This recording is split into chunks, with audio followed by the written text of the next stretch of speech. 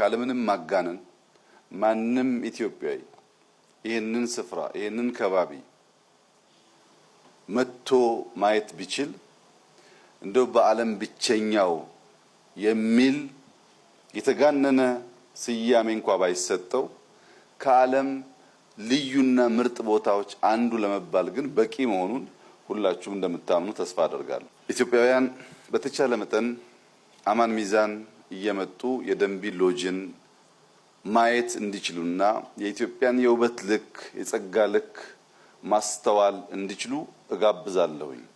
ወደዚህ ስፍራ መምጣት እንደከዚህ ቀደሙ አስቸጋሪ አይደለም።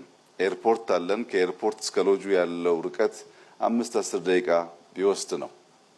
ማንም ሰው ከየትም ቦታ በአውሮፕላን ተሳፍሮ መጥቶ በሎጁ በሚሰጠው ሰርቪስ በ5 እና 10 ደቂቃ እዚህ ቦታ መጥቶ 1 ቀን 2 ቀን ከቤተሰቡ ጋር ቢያሳልፍ ዘመኑን ሙሉ የተመኘውን ገነት በጨረፍታ የሚያይበት ቦታ ይሆናል ማለት ነው።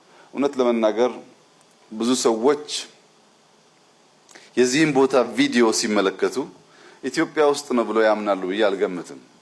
እንደዚህ ያለ ሁለንተናው የተሟላ በሰው እጅ ሊሰራ የማይችል በስዕል ብቻ የሚገለጥ ውበት ኢትዮጵያ ውስጥ አለ ብሎ ለማመን ያስቸግራል። ነገር ግን አለ። ኢትዮጵያውያን በቻላችሁት መጠር በቅርብ ርቀት ያላችሁ በመኪና በርቀት ያላችሁ በአውሮፕላን እየመጣችሁ አማን ሚዛንን ማየት የሰርክ ስራችሁ እንዲሆን አደራ ማለት እፈልጋለሁ።